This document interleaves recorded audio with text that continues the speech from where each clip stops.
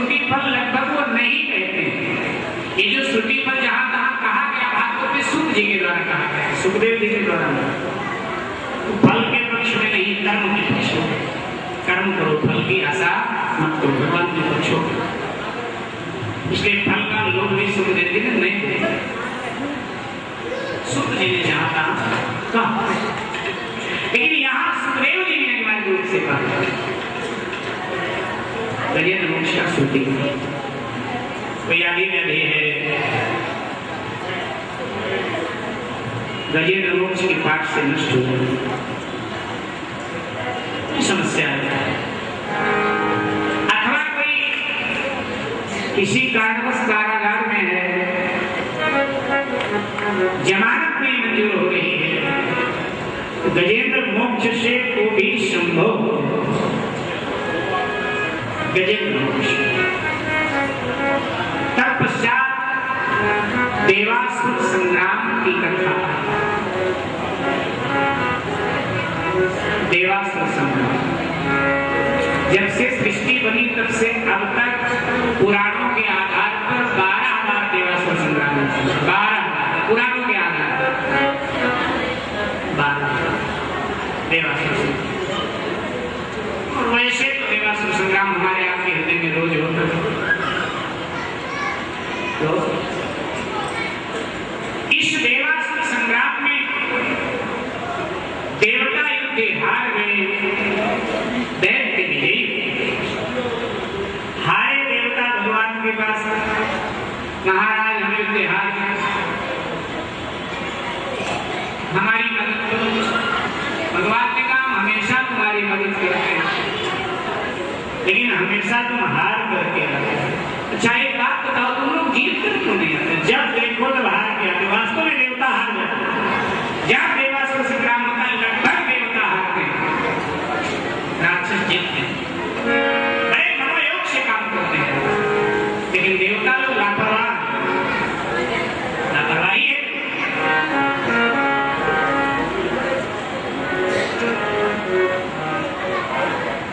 अभी हारे के देवता जाते हैं, कहाँ जाते हैं? जब हार जाते हैं तो 3 जगह जाते हैं।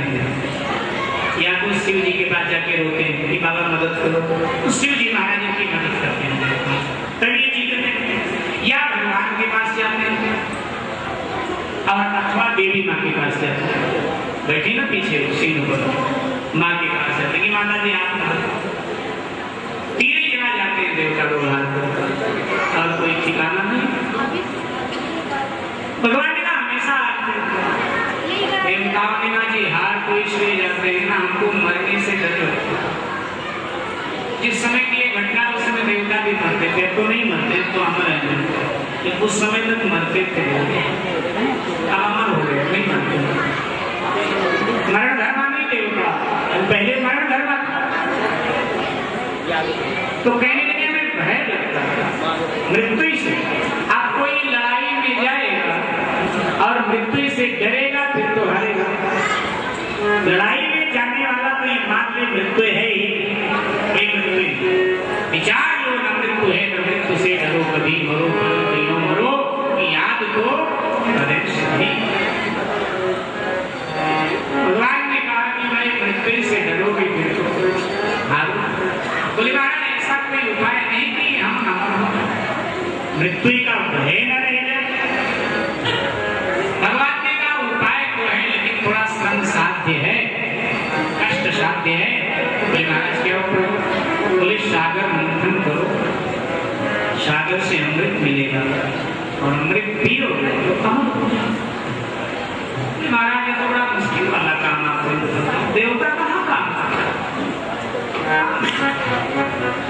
उस स्वर्ग में बैठे बैठे अप्सराओं का नाच देखते रहते हैं दर्शक। या जो आप लोग पूजा पाठ करके पूजा तो चढ़ावा चढ़ाते हो पाते रहते बच्चे। हम लोगों ने भी आलसी देवताओं को बना दिया। देवता भी कहते हैं बैठे बैठे से वेदी पर ही आ जाता है, तो क्या को काम कर।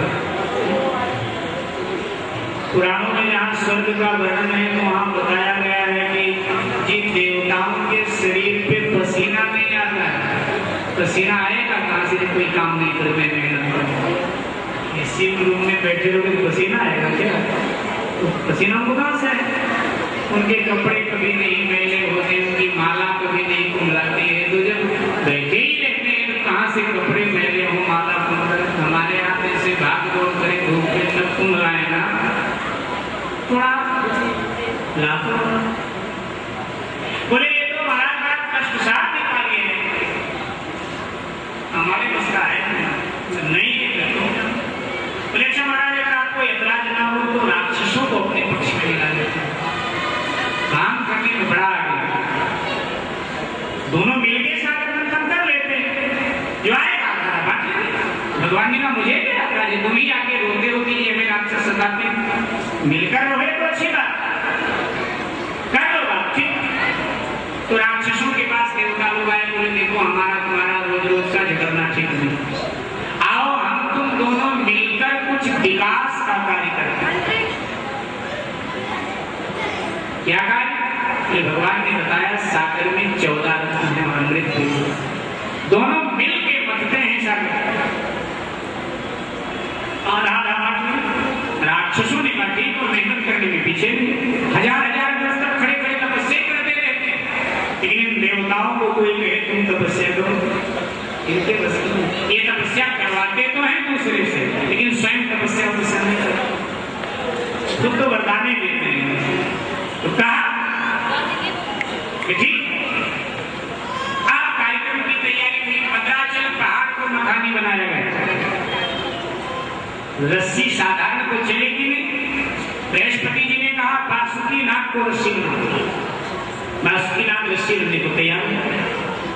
देवताओं ने कहा भाई ये तो नाग है, जब घर्षण होगा इसके शरीर में गर्मी बढ़ेगी तो इस अपने मुंह से जहर उगलेगा, अगर हम लोग मुंह के तरफ रहेंगे ना तो इसके जहर से ही मर जाएंगे, अमृत कहाँ पीने को मिले? बोले फिर बोले राक्षसों को मुंह के ओर कर दो, इनकी बड़ाई कर दो कि तुम तो बड़े बलवान हो, पुष्ट हो, मजबूत हो, तुम मुंह के तरफ हो जाओ भाई, हम तो निर्बल तो पूंछ की तरफ रहे। वैसे सांप के शरीर में पूंछ निकृष्ट माना गया, लेकिन प्राण बचाने के लिए निकृष्ट वस्तु को भी व्यक्ति स्वीकार कर ले तो भी धर्म सम्मत है। तो देवताओं ने कहा प्राण बचाना है, पूछे की तरफ रहेंगे, भले पूछ निकृष्ट है, दैत्यों की बड़ाई किया जी तुम लोग तो बलवान थोड़े मजबूत हो, तुम ही लोग मुंह की तरफ हो, बड़ाई जैसे दैत्यों ने सुनी हिंसा, ठीक है पूछ की तरफ हो जाओ। देवता बड़े चतुर, पूछ की तरफ आओ, मुख की तरफ। अब मद्राचल पहाड़ी को मखानी बना करके डाला गया सागर में, एकदम नीचे जाने लगा। देवताओं ने भगवान को पुकारा, महाराज ये नीचे जा रहा है मद्राचल। भगवान ने कहा ठहरो, भगवान ने कच्छप का रूप ले लिया, कछुआ बन गया, कच्छप बन गया। और मद्राचल पहाड़ी के नीचे भगवान ने पीठ बोले इसको मैं नीचे नहीं जाने दूंगा, सागर में डूबे। मंथन प्रारंभ हुआ, जब बासुकी के मुख से झाग निकलता है, जहर निकलता है तो अनगिनत राक्षस मर रहे। देवता बड़े समय अच्छा है कि संख्या घट गई। कई दिनों तक मंथन हुआ, सबसे पहले निकल आया हलाहल विश्व। इतनी गर्मी थी विश्व की दावाग में भड़क उठी, संसार जलने। देवता भागे भागे भगवान के पास से आपने तो कहा था अमृत मिलेगा, लेकिन अमृत नहीं मिला, ये तो विष मिला। भगवान ने कहा भाई पहले विष ही मिलता है, जो विष पी के पचा जाता है अमृत उसे ही मिलता है, तो विष पी के पचा पीना पड़ेगा, पचाना क्या मतलब? भगवान बताना चाहते हैं पहले जीवन में दुख आता है, जो दुख को सहन कर लेता है उसे ही मीठा आनंद मिलता है, सुख मिलता है। एक बात फर्श वाले